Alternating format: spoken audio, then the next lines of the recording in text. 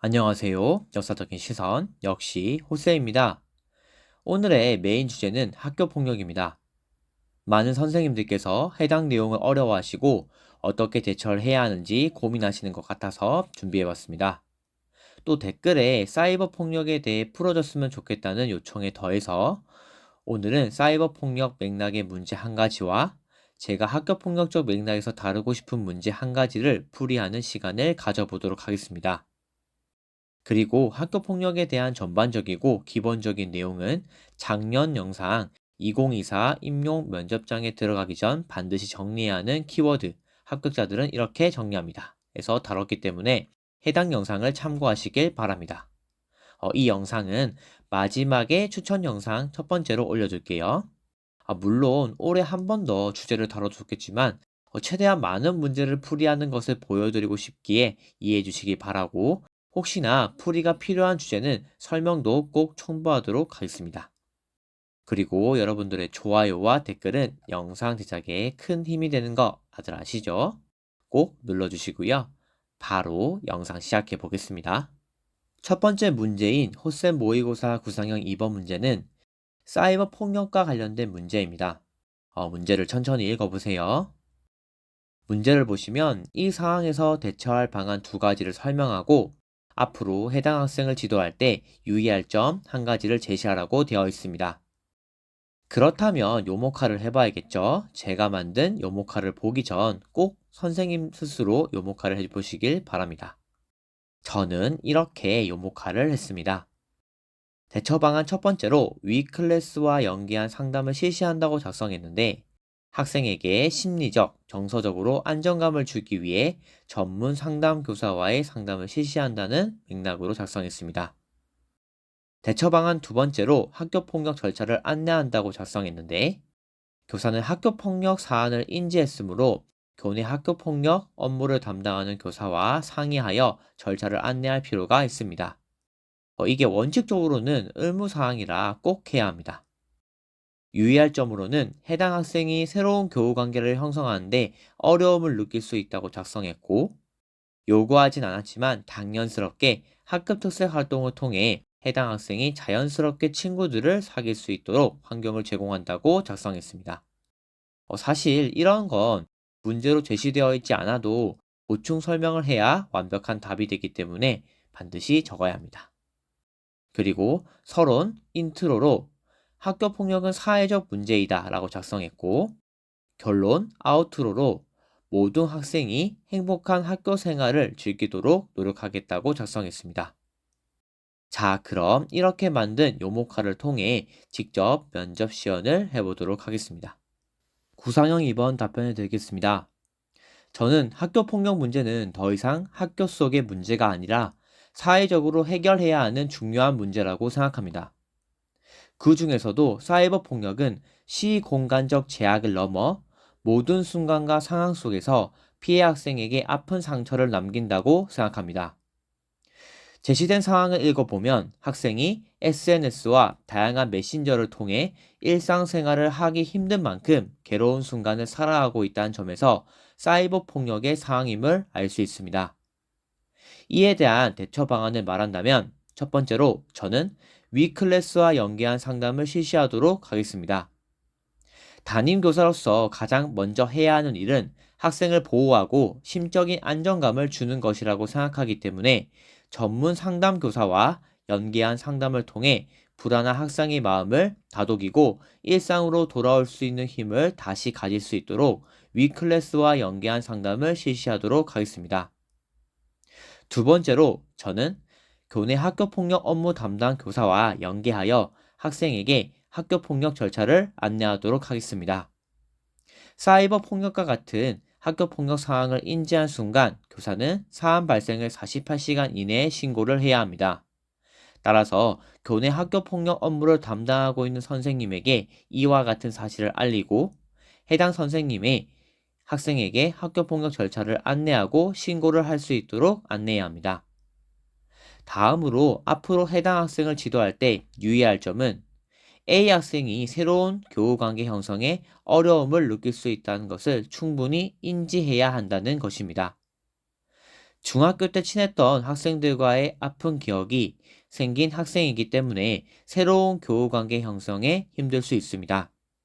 따라서 이러한 점을 유의하여 학급 라면 만들기 대회, 우리 학급 미니 체육대회와 같은 학급 특색 활동을 실시하여 A 학생이 활동으로 자연스럽게 반 친구들과 친해질 수 있도록 유도하고 관계로 생긴 아픔을 관계로 회복할 수 있는 유의미한 상황을 만들어 주도록 하겠습니다. 저는 모든 학생들에 대한 지속적인 관심과 적극적인 표현을 통해 학생들이 학교 폭력 상황 속에서 힘듦을 겪지 않고 행복한 학교 생활을 즐길 수 있도록 노력하는 교사가 되겠습니다. 이상입니다. 다음 문제를 보도록 하겠습니다. 이건 학교 폭력 맥락에서 제가 다루고 싶은 사항과 질문으로 구성해 봤는데요. 한번 읽어보시겠어요? 다 읽어보셨나요? 정말 일상적으로 일어나는 상황으로 문제를 만들어 봤습니다. 자, 여기서도 대처 방안을 두 가지 말하고 학부모님에게 안내할 사항을 한 가지 말해야 합니다. 그럼 제가 만든 요모카를 보도록 할까요? 저는 이렇게 요모카를 했습니다. 먼저 대처 방안 첫 번째로 학생 A와 B를 분리한 후 개별 상담을 하겠다고 작성했고, 갈등 상황에서 서로에게 상처를 주고 받지 않기 위해 위치상 분리 후 개별 상담이 필요하다고 썼습니다. 다음으로 두 번째 대처 방안으로는 학교폭력 절차 안내 및 절차 과정에서 자신과 서로를 배우도록 하겠다라고 썼는데, 제가 만든 답만이 정답이 아니기 때문에 두 번째 내용은 자유롭게 구성하셔도 좋을 것 같습니다. 저는 실제 학교에서 일을 하고 있기 때문에 학교 폭력 상황이라면 학생이 원하면 무조건 신고를 하는 것이 교사가 스스로를 지킬 수 있는 방법이라고 생각하여 이렇게 작성한 것 뿐입니다. 여러분들은 조금 더 다양한 방법을 구성해봐도 좋을 것 같아요. 그리고 상담 후에도 신고를 원하면 학교 폭력 절차를 안내하고 학폭 절차 과정을 통해 자신과 서로를 이해하고 배워갈 수 있도록 한다고 작성했습니다. 저는 이 부분이 현실적이라고 생각하는데, 선도나 서선도 등 여러 가지 책임감을 배우는 교칙적 규제들이 단순히 벌을 부과하는 것으로만 해석하는 것은 임용상 그리고 교육 현실상 좋지 않다고 생각합니다. 그래서 학폭 절차 과정이지만 학교장 자체 종결이 있기 때문에 이러한 절차 과정에서 학생들이 무엇나를 배울 수 있도록 하겠다고 작성했습니다. 그리고 잘 보면 인트로와 아우트로가 없죠. 많은 선생님들이 시간상 혹은 여러 가지 이유로 서론 결론을 못 하는데 괜찮냐고 질문하셔서 없어도 충분히 괜찮다는 걸 보여드리기 위해 인트로와 아우트로를 없애봤습니다. 저는 너무 어색하지만 직접 시연해 보도록 할게요. 구상형 3번 답변 드리겠습니다.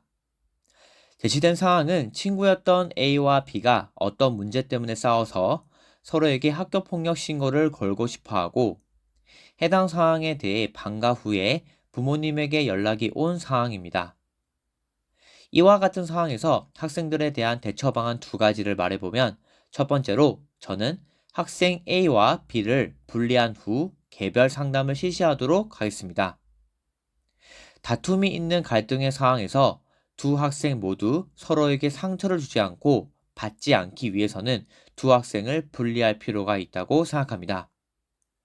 분리 후 두 학생이 심적으로 가라앉았을 때 개별 상담을 통해 학생의 마음을 이해하고 상황을 파악할 필요가 있다고 생각합니다. 두 번째로 학교폭력 절차를 안내하고 학교폭력 절차 과정에서 자신과 서로에 대해 배워갈 수 있도록 하겠습니다. 상담 후에도 학생들이 학교폭력 신고를 하길 원한다면 해당 절차를 학교폭력 업무 담당 교사를 통해 안내할 필요가 있습니다. 또 학교폭력 절차가 진행되는 과정에 스스로의 행동을 다시 한번 생각해보고 상대방이 왜 그런 행동을 했는지 확인하는 과정에 서로를 이해하고 책임을 지는 법을 배울 수 있는 기회의 장으로 활용될 수 있다고 생각합니다. 다음으로 학부모님에게 안내할 사항은 학부모님이 궁금해하시는 대략적인 사항을 설명하고, 학교폭력 관련 문의는 학교폭력 업무 담당자와 얘기할 수 있도록 안내하는 것입니다. 학교폭력 사항은 담임교사가 책임지거나 담당할 수 있는 부분이 아니기 때문에 대략적인 상황 설명 후 학교폭력 업무를 담당하는 교사와 학부모님들이 협의할 수 있도록 안내할 필요가 있다고 생각합니다. 이러한 안내를 통해 학교폭력 관련 내용을 말하는 소통 창구를 단일화하여 여러 명이 대화를 하는 과정에 오해가 생길 수 있는 소지를 줄일 수 있다고 생각합니다. 이상입니다. 오늘은 학교폭력이라는 다소 어려울 수 있는 주제로 문제를 2개 만들고 풀이해보는 시간을 가져봤습니다. 결론적으로 해당 맥락에서 교사가 어떻게 대처해야 하는지 잘 정리할 필요가 있겠네요. 혹시나 영상을 보시고 학교폭력 맥락에서 더 궁금한 점이 있으면 언제든 댓글 주시고, 다른 내용도 궁금한 게 있으시면 언제든 댓글 주세요. 여러분들이 궁금한 맥락들은 제가 놓치지 않고 적어두고 관련 영상에서 내용을 포함시키고 있으니 언제든 환영입니다. 그리고 아까 영상 초반에 말씀드렸던 학교폭력 맥락의 일반적인 내용들은 영상 마지막에 추천 영상으로 띄워둘 테니 꼭 참고해보세요. 다들 좋아요, 구독 꼭 눌러주시고 지금까지 역시 호쌤이었습니다.